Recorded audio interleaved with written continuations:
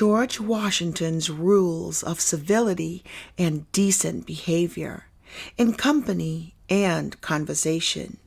Applewood Books. George Washington, the father of our country, exhibited notable manners throughout his life. Diligence in social matters was common practice in decent society the world over during his lifetime. At the age of 14, George Washington wrote down 110 rules under the title Rules of Civility and Decent Behavior in Company and Conversation.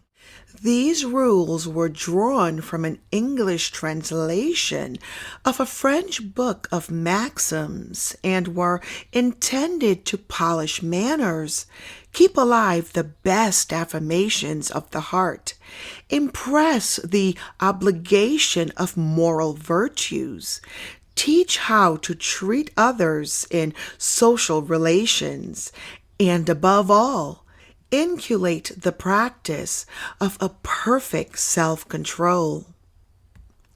Every action done in company ought to be with some sign of respect to those that are present. When in company, put not your hands to any part of the body not usually discovered. Show nothing to your friend that may affright him.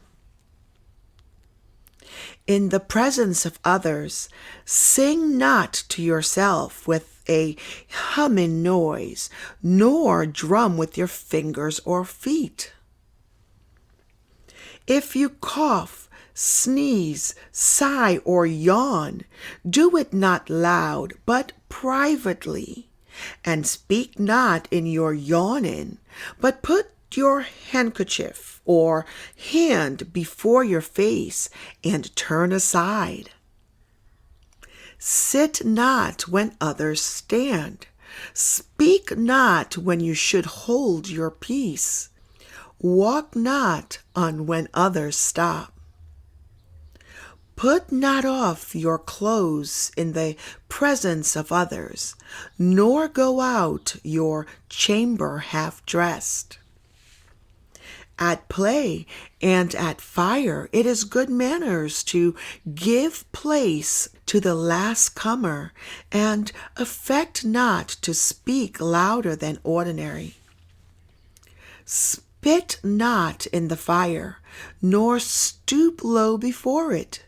Neither put your hands into the flames to warm them, especially if there be meat before it. When you sit down, keep your feet firm and even, without putting one on the other or crossing them. Shift not yourself in the sight of others, nor gnaw at your nails. Shake not the head, feet, or legs. Roll not the eyes. Lift not one eyebrow higher than the other. Wear not the mouth, and bedew no man's face with your spittle by approaching too near to him when you speak. Kill no vermin as fleas, lice, ticks, and in the sight of others. If you see any filth or thick spittle, put your foot dexterously upon it. If it be upon the clothes of your companions, put it off privately. And if it be upon your own clothes, return thanks to him who puts it off. Turn not your back to others, especially in speaking. Jog not the table or desk on which another reads or writes. Lean not upon anyone. Keep your nails clean and short. Also, your hands and teeth clean, yet without showing any great concern for them. Do not puff up the cheeks, roll not out the tongue, rub the hands or beard, thrust out the lips or bite them, or keep the lips too open or close. Be no flatterer, neither play with any that delights not to be played with. Read no letters, books, or papers in company, but when there is a necessity for the doing of it, you must ask to leave. Come not near the books or writings of another, so as to read them or give your opinion of them unasked. Also, look not nigh when another is writing a letter. Let your countenance be pleasant, but in serious matters somewhat grave. The gestures of the body must be suited to the discourse you are upon.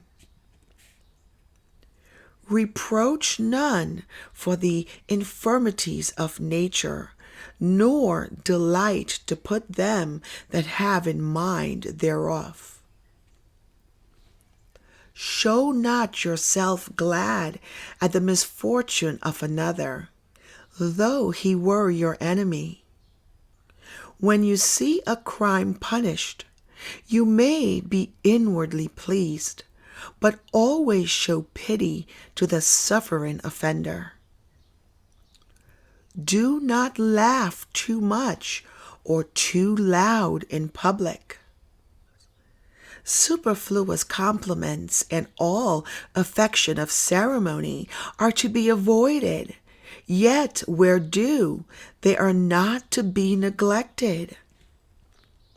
In pulling off your hat to persons of distinction as noblemen, justices, churchmen, and make a reverence, bowing more or less according to the custom of the better breed and quality of the person. Among your equals, expect not always that they should begin with you first, but to pull off your hat when there is no need is a vexation. In a matter of saluting in words, keep to the most usual custom. 'Tis ill manners to bid one more eminent than yourself be covered, as well as not to do it to someone its due. Likewise, he that makes too much haste to put on his hat does not do well, yet he ought to put it on first, or at most the second time of being asked. Now that is heparin spoken of qualification in behavior in saluting, ought to be observed in taking of place and sitting down without bounds and troublesome. If anyone come to speak to you while you are sitting, stand up, though he may be your inferior. And when you present seats, let it be to everyone according to his degree. When you meet with one of greater quality than yourself, stop and retire, especially if it is a door or any straight place to give way for him to pass.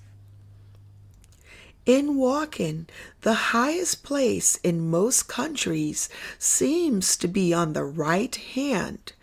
Therefore, place yourself on the left of him whom you desire to honor.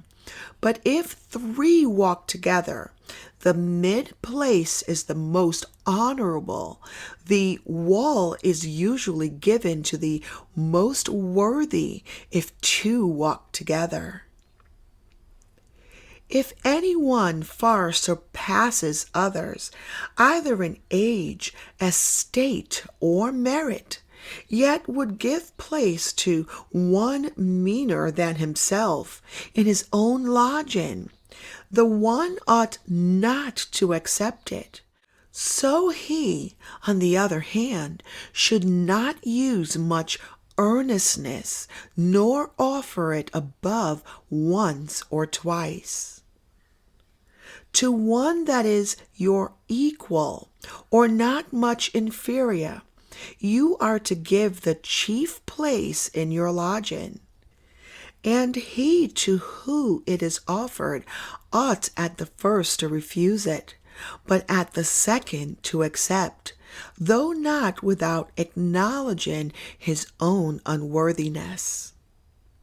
They that are in dignity or in office have in all places precedency, but whilst they are young, they ought to respect those that are their equals in birth or other qualities, though they have no public charge. It is good manners to prefer them to whom we speak before ourselves, especially if they are above us, with whom in no sort we ought to begin. Let your discourse with men of business be short and comprehensive. Persons of low degree ought not to use many ceremonies to lords or others of high degree, but respect and highly honor them. And those of high degree ought to treat them with affability and courtesy without arrogance. In speaking to men of equality, do not lean, nor look them full in the face, nor approach too near to them. At least keep a full pace from them. In visiting the sick, do not presently play the physician, if you be not knowing therein. In writing or speaking, give every person his due title according to his degree and the custom of the place. Strive not with your superiors in argument, but always submit your judgment to others with modesty. Undertake not to teach your equal to the art himself professes. It savors of arrogance. Let thy ceremonies in courtesy be proper to the dignity of his place, with who thou converses, for it is absurd to act the same with a clown and a prince. Do not express joy before the sick or in pain, for that contrary passion will aggravate his misery. When a man does all he can, though it succeeds not, well blame not him that did it. Being to advise or reprehend anyone, consider whether it is ought to be in public or private, presently or at some other time, in what terms to do it, and in reproving show no sign of scholar, but do it with all sweetness and mildness. Take all admonitions thankfully, in what time or place soever given, but afterwards not be capable, take a time and place convenient to let him know it that gave them. Mock not nor jest at anything of importance. Break no jests that are sharp biting. And if you deliver anything witty and pleasant, abstain from laughing, whereat yourself. Wherein you reprove another, be unblameable yourself, for example, is more prevalent than precepts. Use no reproachable language against anyone, neither curse nor revile. Be not hasty to believe flying reports to the disparagement of any. Wear not your clothes foul, ripped, or dusty, but see that they be brushed once every day, at least, and take heed that you approach not to any uncleanliness. In your apparel be modest and endeavor to accommodate nature. Rather than to procure admiration, keep to the fashion of your equals, such as the civil and orderly with respect to times and places. Run not in the streets, neither go too slowly, nor with mouth open.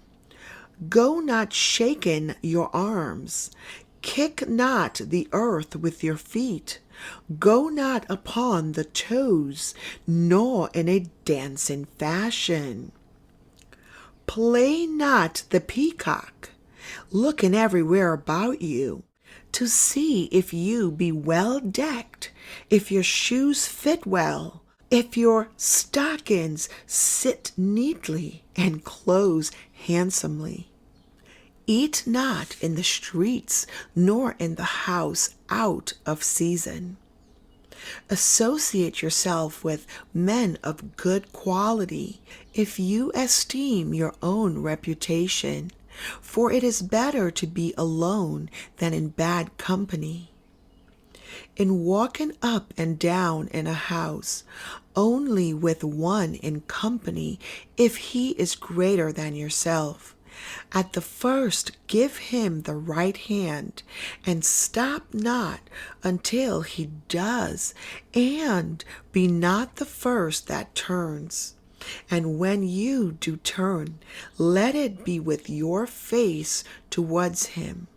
If he be a man of great quality, walk not with him cheek by jowl, but somewhat behind him, but yet in such a manner that he may easily speak to you.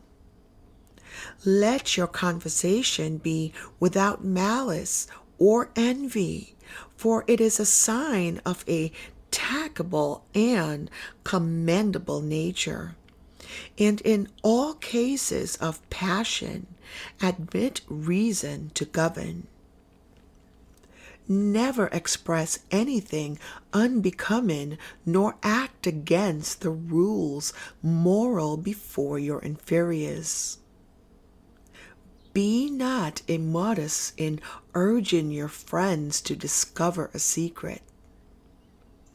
Utter not base and frivolous things amongst grave and learned men, nor very difficult questions or subjects among the ignorant, or with things hard to be believed.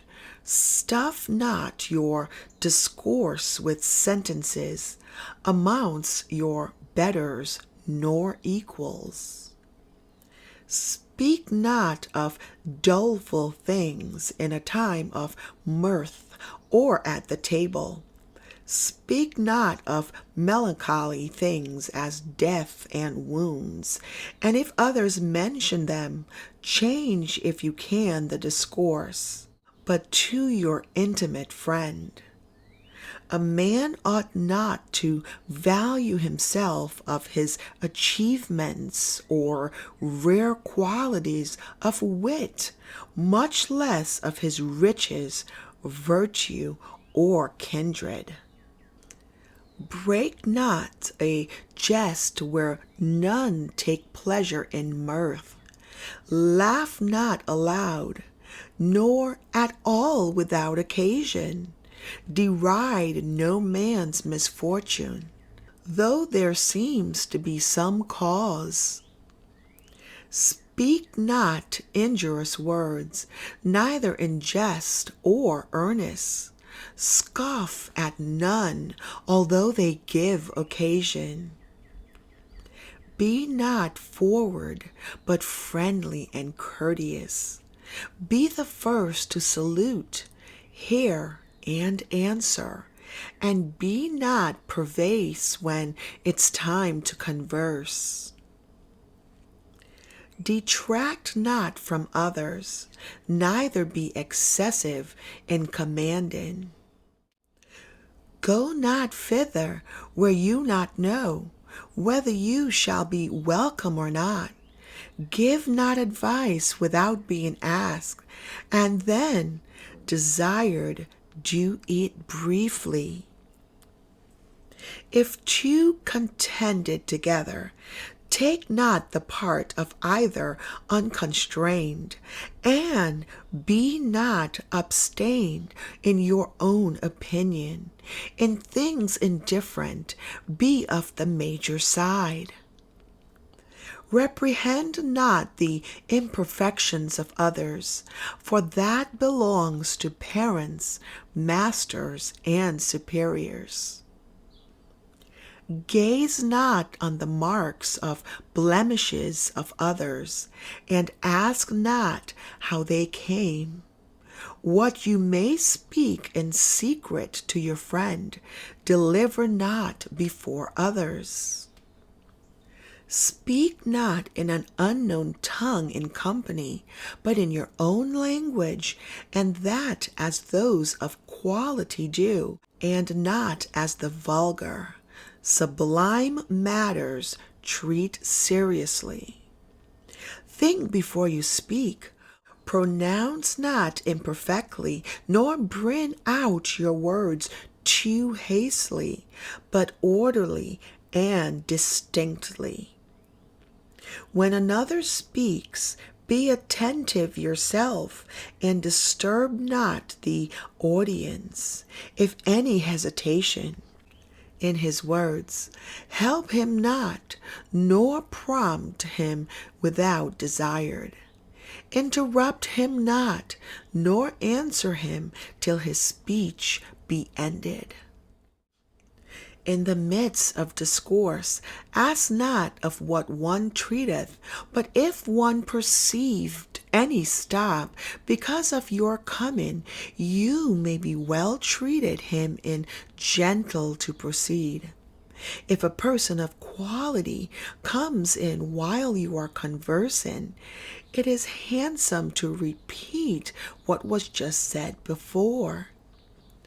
While you are talking, point not with your finger at him of whom you discourse, nor approach too near him to whom you talk, especially to his face. Treat with men at fit times about business, and whisper not in the company of others. Make no comparisons, and if any of the company be commended for any brave act of virtue, commend not another for the same. Be not apt to relate news if you know not the truth thereof. In discoursing of things you have heard, name not your author. Always a secret discover not. Be not tedious in discourse or in reading, unless you find the company pleased wherein. Be not curious to know the affairs of others, neither approach those that speak in private. Undertake not what you cannot perform, but be careful to keep your promise. When you deliver a matter, do it with passion and with discretion. However mean the person be, you do it. When your superiors talk to anybody, hearken not, neither speak nor laugh. It is unbecoming to stoop too much to one's meat. Keep your fingers clean, and when foul, wipe them on a corner of your table napkin. Put not another bit into your mouth till the former be swallowed. Let not your morsels be too big. Drink not, nor talk with your mouth full, neither gaze about you while you are drinking. Drink not too leisurely, nor yet too hastily, before and after drinking. Wipe your lips. Breathe not then or ever with too great a noise, for it is uncivil. Cleanse not your teeth with the tablecloth, napkin, fork, or knife, but if others do it, let it be done with a pick tooth. Rinse not your mouth in the presence of others. It is out of use to call upon the company often to eat, nor need you drink to others every time you drink.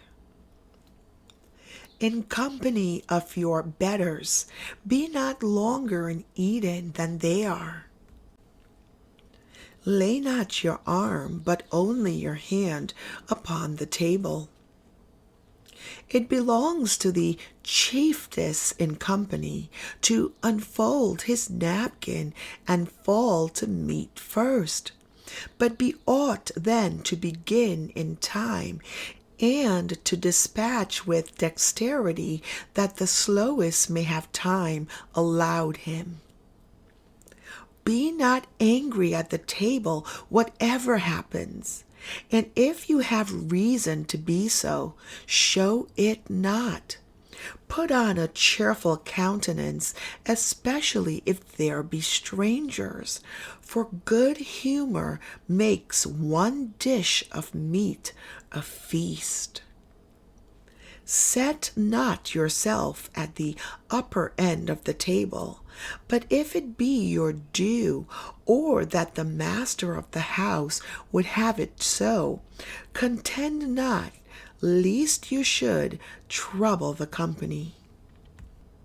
If others talk at the table, be attentive, but talk not with meat in your mouth. When you speak of God or his attributes, let it be seriously and with reverence. Honor and obey your natural parents, although they may be poor. Let your recreations be manful, not sinful. Labor to keep alive in your breast that little celestial fire called conscience. George Washington's Rules of Civil and Decent Behavior in Company and Conversation by Applewood Books, read by Dr. Bev Knox.